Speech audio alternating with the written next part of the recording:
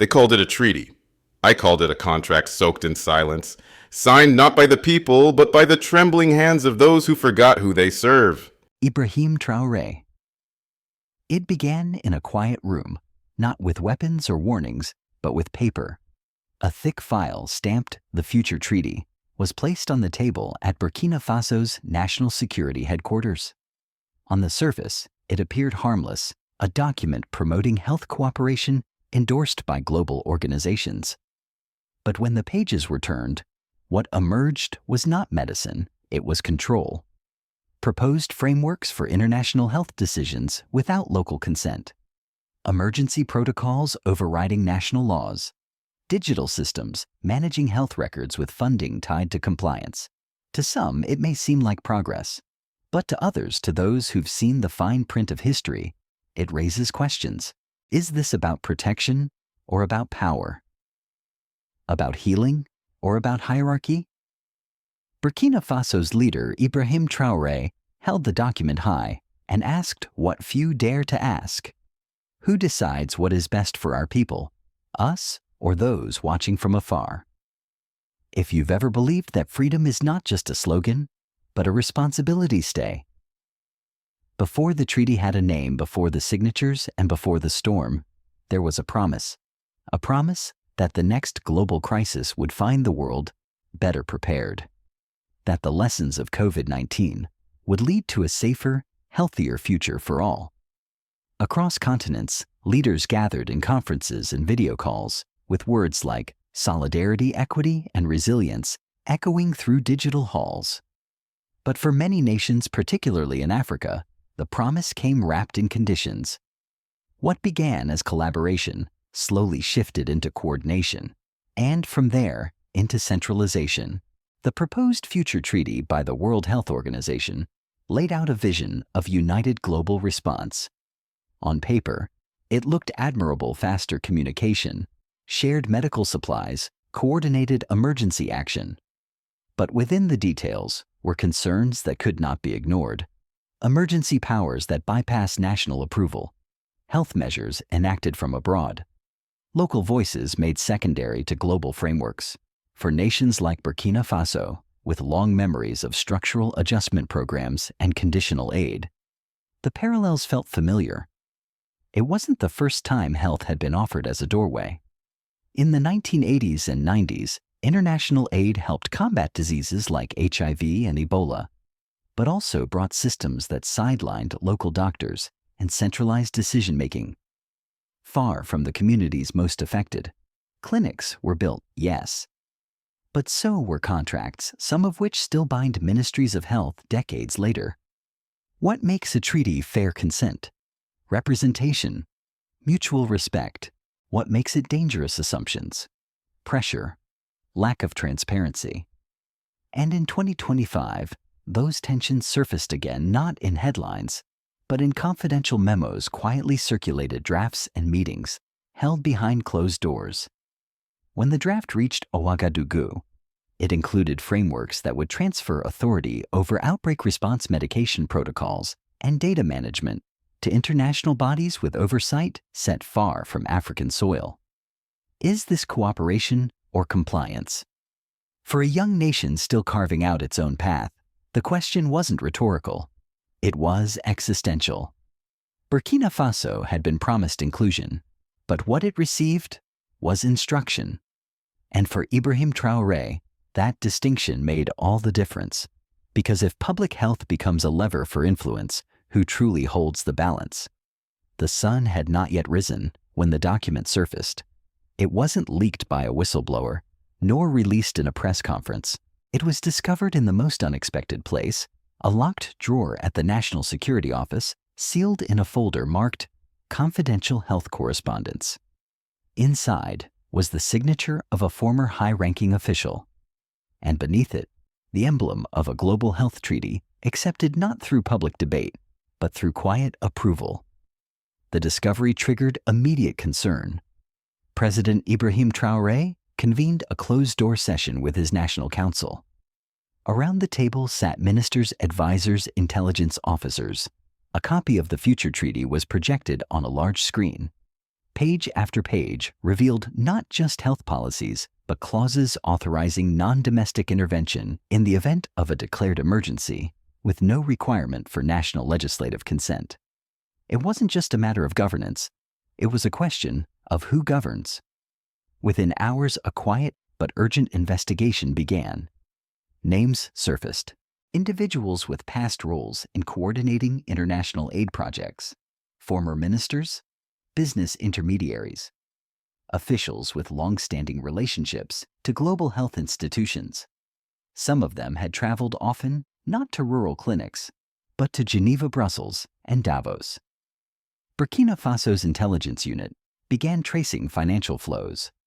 From Ouagadougou to Luxembourg, from Dakar to Switzerland. What appeared to be funding for health infrastructure revealed complicated pathways.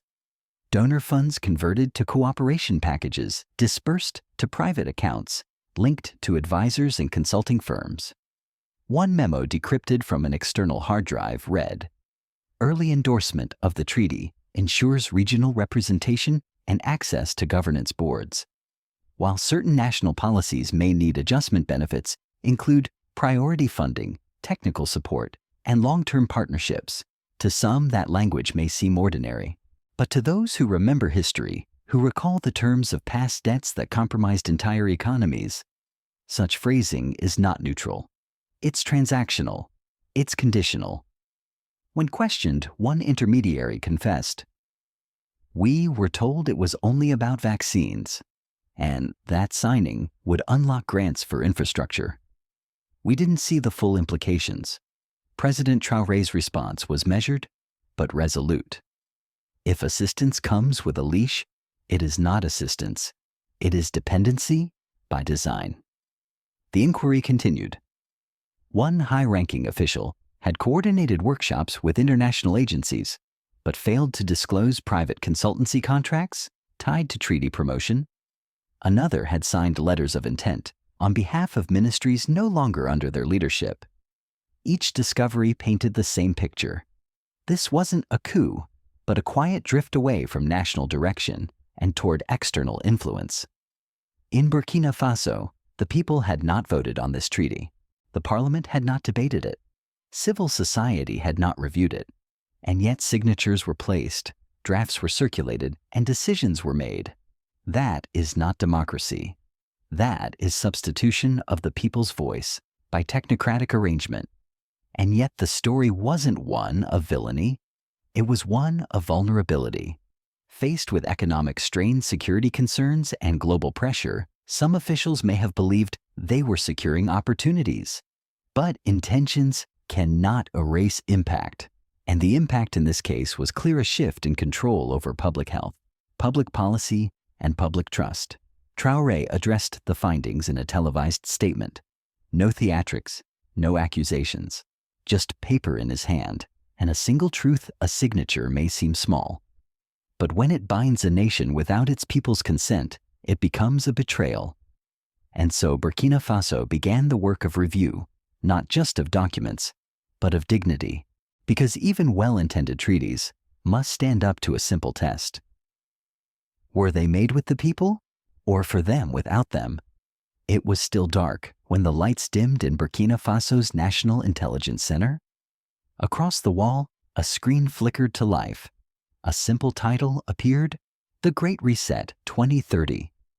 Under it, page after page of documents encrypted, now decoded, began to scroll. No one in the room spoke, because what they were reading wasn't just policy. It was a plan, not just for health, but for governance, not just for emergencies, but for economies. The file had been hidden deep inside an external hard drive recovered during the investigation. It was marked Strategic Roadmap, Private Circulation. What it described was not a theory. It was a timeline, a global structure for managing health data, digital identity, and economic compliance, with control centered not in national parliaments, but in transnational boards based in Geneva, Brussels, and Davos. The language was careful. Global harmonization of response mechanisms, digital health passports tied to service eligibility. non-compliant zones subject to aid reevaluation. But for those who'd lived through the structural reforms of the 1980s, it sounded all too familiar. What would it mean practically? For one, national health agencies would be required to align with international protocols, regardless of local conditions or consent. Budgets would be influenced by compliance scores. Access to medicine infrastructure, even food programs, could be made conditional on digital certification frameworks. And it went further. The proposal linked health data with financial systems, creating a pathway where participation in the economy itself could be shaped by health-related behavior. Digital currencies, programmable and trackable, could be designed to restrict or enable transactions based on risk categories, all set by remote authorities.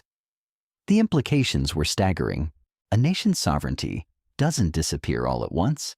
It fades with every external clause, with every condition tucked into funding, with every system adopted without public scrutiny.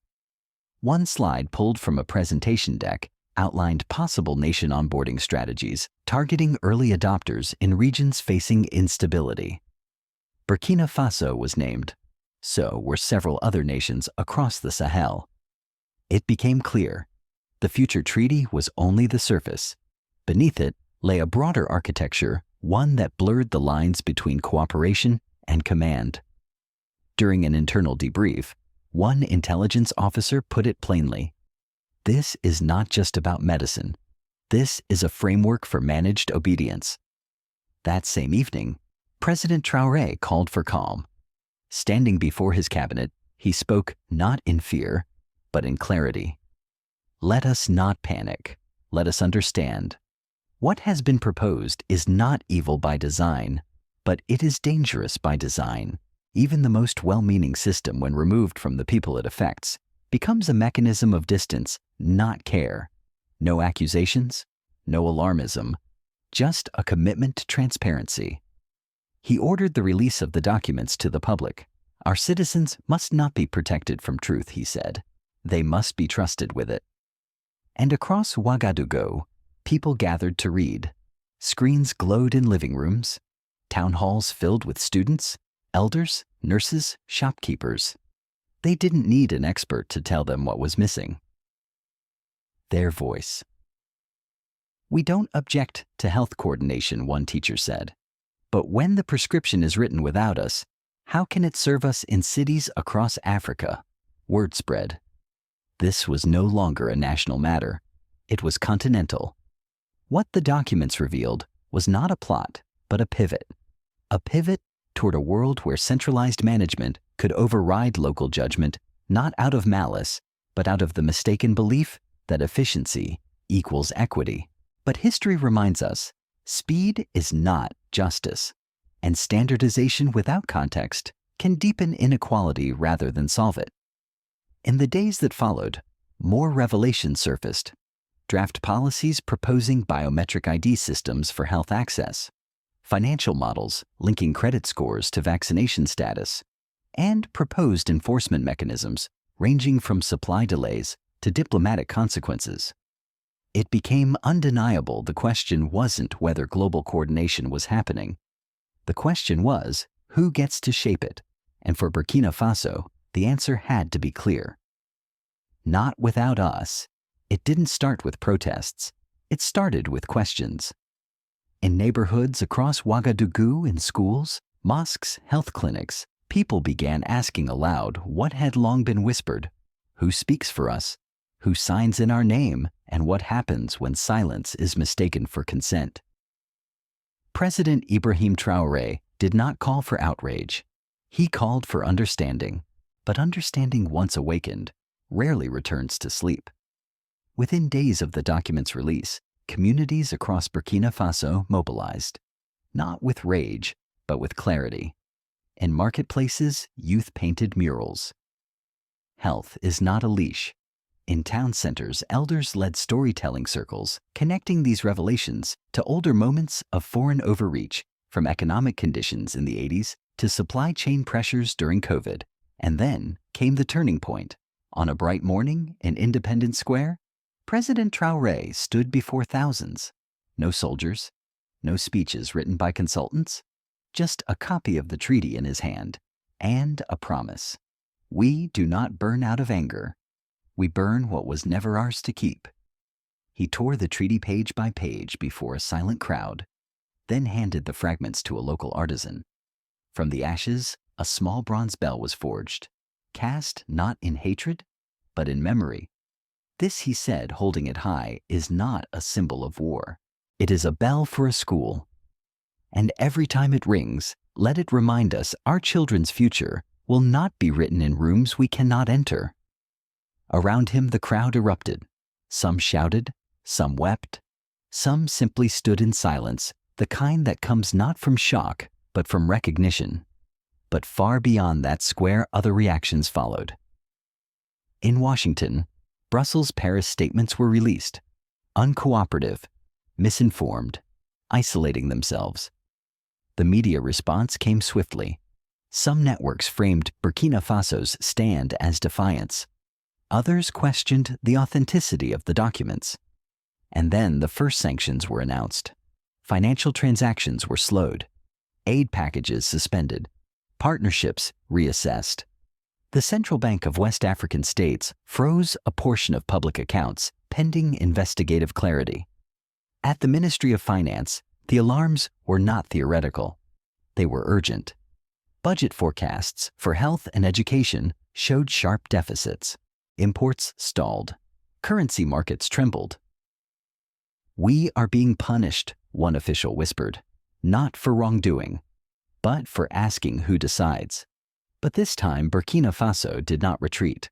Requests were sent not to former patrons, but to emerging allies, nations who had themselves questioned global structures. Within days, fuel arrived from Russia, medical shipments from Turkey, rice from Vietnam. A message from Venezuela Health cannot be sanctioned. And in the face of media isolation, a different story emerged. Online, the video of Traoré tearing the treaty reached 20 million views. The bell he raised became a symbol far beyond West Africa. In Nairobi, murals appeared "Our Health, Our Hands." In Johannesburg, student unions held teach-ins on global treaties and African consent. In Harlem, a church rang its bell and shared the story during Sunday service. The response was not just political, it was moral, because something deeper had been disturbed, not just a treaty, but trust. And when trust breaks, what burns is not only paper, but confidence in systems once assumed to protect. Burkina Faso had not declared war. It had declared awareness. And for many watching, that was more powerful. In the days after Burkina Faso's rejection of the treaty, a common narrative emerged in international discourse that the nation was isolating itself, retreating from cooperation, or worse, rejecting science. But this reading missed the point entirely. Burkina Faso did not say no to global health. It said no to health without consent. It did not reject science. It rejected silence in decision-making. And most of all, it did not withdraw. It redefined. Because true cooperation is not passive. It's participatory. President Ibrahim Traoré was clear. We are not leaving the table. We are building a new one where every nation, no matter its size or GDP, has a voice, not just a seat. From a strategic standpoint, this wasn't rebellion. It was rebalancing. Historically, African nations have often been presented with binary choices: accept aid with conditions or face scarcity without it. But the emergence of a multipolar world, one where global South partnerships grow stronger, is shifting that paradigm. Countries like Burkina Faso are no longer asking, how can we comply, but how can we co-create? The declaration of freedom that followed Traoré's rejection of the future treaty was more than symbolism. It outlined a vision for sovereign cooperative health systems. It proposed African data centers, locally governed ethics boards, and regional emergency task forces made up of cross-border professionals from the continent, not consultants flown in for a crisis. It wasn't a withdrawal from the world. It was a proposal to change how the world works. At the African Union headquarters in Addis Ababa, Copies of this declaration were distributed among delegates. Ministers from Mali, Niger, Guinea expressed interest in co-signing a continental review of international health frameworks. They weren't rejecting globalization. They were demanding globalization with grounding in culture, in community, in consent. This stance caught the attention of several governments beyond Africa. In South America, leaders recalled past experiences with trade deals and health pacts that bypassed indigenous voices. In Southeast Asia, activists pointed to similar concerns over biometric data systems tied to healthcare delivery. And quietly, a new conversation began, not about resistance, but about redesign. If the world is to build collective mechanisms for future emergencies, how can they be built with mutuality at their core? Can we imagine global systems that are not top-down, but bottom-up? Not compliance-driven, but relationship-driven, Burkina Faso's refusal did not fracture unity. It exposed fragility in how that unity has been constructed. Many Western citizens, especially older generations, understand this more than their leaders realize. They remember when questions were asked about the Vietnam War, about Watergate, about the Tuskegee study. They remember that dissent, when guided by ethics and clarity, often becomes the seed of reform. What Traoré offered was not anti-globalism. It was a call for ethical globalism. One where treaties do not merely dictate from above, but emerge from dialogue below. In an age of digitized health, centralized data, and programmable finance, these conversations are not optional. They are essential, because sovereignty is not a relic of the past. It is the framework of trust in the present. Burkina Faso's choice to challenge the future treaty is not the end of global engagement. It is the beginning of reimagining it. And that strategy may be its greatest contribution, turning resistance into design, turning exclusion into innovation. And for those watching around the world, it offers a question not just for leaders, but for citizens. If power can be centralized without your knowledge, who ensures it reflects your values? Not every act of defiance begins with a march. Sometimes it begins with a document, returned unsigned. When Burkina Faso refused the future treaty, it didn't slam a door shut. It opened a window into how decisions are made and for whom. A small nation stood before the world and asked a question too often left unanswered. Is health a promise or a prescription? For those watching in living rooms from Dakar to Detroit, from Accra to Atlanta, the moment called for more than applause. It called for memory. Because if you remember Tuskegee, if you remember COINTELPRO, if you remember when silence protected systems instead of people, then you understand what it means to question power. Even when it's dressed in good intentions, this isn't just a story about Burkina Faso. It's about what kind of future we're building, who gets to shape it, and what happens when communities say, not without us. So ask yourself, who signs for your health? Who owns your data? Who decides what's safe and for whom? These are not questions of politics. They are questions of dignity. If these words moved, you share them. Not out of outrage, but out of hope. Because every conversation sparked is a refusal to forget. Every act of awareness is a step toward sovereignty. Click, share, speak. Because in times like these, silence is the strongest currency of control. And remember, when one nation breaks a chain, it weakens the links for others. When one voice dares to say no, it echoes for millions who were never asked. The bell of freedom has rung in Burkina Faso. The question now is, will we listen?